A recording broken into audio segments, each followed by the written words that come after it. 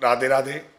कुंज बिहारी श्री हरदास, श्री श्यामा प्यारी कुंज बिहारी, जय जय श्री हरदास दुलारी।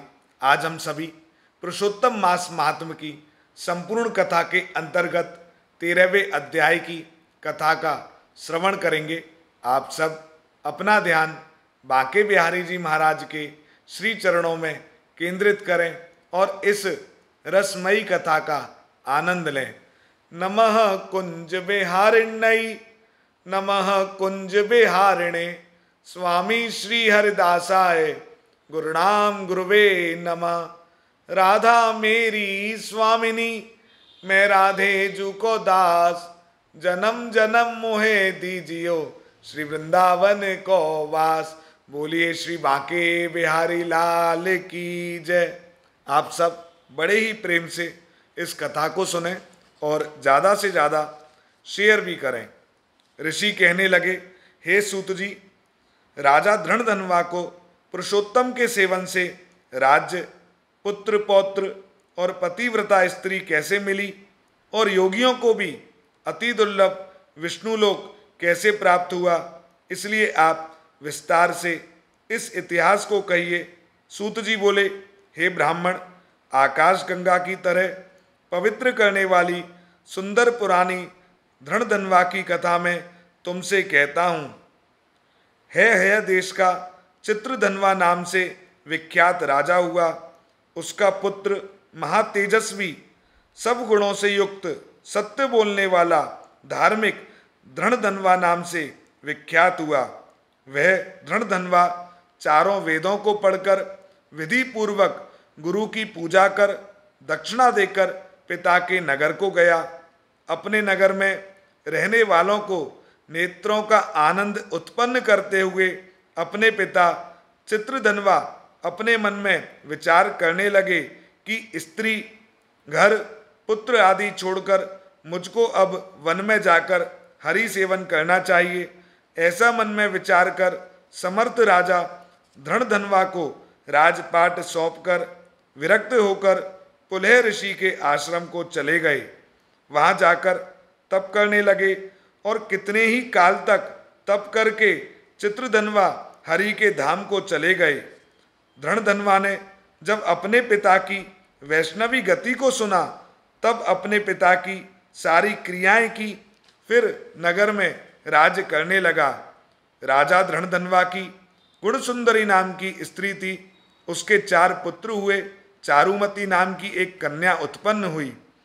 उसके पुत्र चित्रवाक, चित्रवाह, मणिमान और चित्रकुंडल नामों से विख्यात हुए। श्री नारायण कहने लगे कि एक समय सोते हुए उस राजा के मन में यह विचार उत्पन्न हुआ कि मेरा यह सब वैभव किस पुण्य के प्रभाव से हुआ है। ना तो मैंने कोई तप किया, ना दान दिया और ना कुछ हवन किया। अपने इस भाग्य का कारण किससे पूछूं। राजा के इसी विचार में सारी रात्रि व्यतीत हो गई। प्रातः ब्रह्म मुहूर्त में उठकर यथाविधि स्नान करके खड़े होकर उदित होते हुए सूर्य को अर्घ देकर और ब्राह्मणों को दान देकर प्रणाम करके वह राजा घोड़े पर चढ़कर तत्काल शिकार के लिए वन में गया। वहां उसने शिकार किया। उसी वन में राजा धृणधन्वा के बाण से घायल होकर एक मृग दूसरे वन में भाग गया। घायल मृग के शरीर से गिरते हुए रुधिर के निशानों से राजा धृणधन्वा भी उसके पीछे पीछे गया। थोड़ी देर में मृग राजा की निगाह से ओझल होकर कहीं छिप गया। राजा ने प्यास से व्याकुल होकर फिरते फिरते सागर के समान एक सरोवर देखा। वहां पर तत्काल जाकर उसने पानी पिया। उसके पास एक अत्यंत घनी छाया वाला वट वृक्ष था। उसकी जटा में घोड़े को बांध राजा वहां पर बैठ गया। वहां पर वाणी बोलता हुआ एक पक्षी तोता आया। राजा को बैठा हुआ देखकर वह तोता बार बार एक ही श्लोक बोलता रहा, तू पृथ्वी में अत्यंत सुखसार वस्तु को नहीं विचारता तो कैसे पार पहुंचेगा। ऐसे उसके इस रहस्यपूर्ण वचन सुन राजा को यही सोच हुआ। बारंबार यह तोता ऐसे वचन क्यों कहता है? क्या यह शुकदेव जी हैं?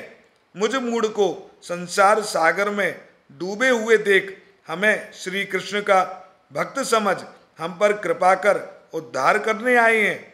वह इस विचार में ही था, तब पीछे से उसकी सेना आ गई और वह तोता तो राजा को उपदेश से अंतर ध्यान हो गया और राजा अपने नगर में उस तोते के वाक्य को स्मरण करता रहा। आज हमने पुरुषोत्तम मास की जो 13वें अध्याय की कथा का श्रवण किया है, जिसमें एक तोता बार बार राजा धनधनवा के पास आता है और कहता है कि तू पृथ्वी में अत्यंत सुखसार वस्तु को नहीं विचारता। तो ऐसी ही स्थिति कहीं ना कहीं हम सबकी है। हम भी जो सच्चा सुख है उसको छोड़कर भौतिक सुखों की ओर अपना ध्यान देते हैं। हम सभी अपना ध्यान बांके बिहारी जी महाराज के श्री चरणों में लगाएं। बांके बिहारी जी महाराज हम सभी को इस भव सागर से पार लगाएं। इसी प्रार्थना के साथ श्री कुंज बिहारी श्री हरदास।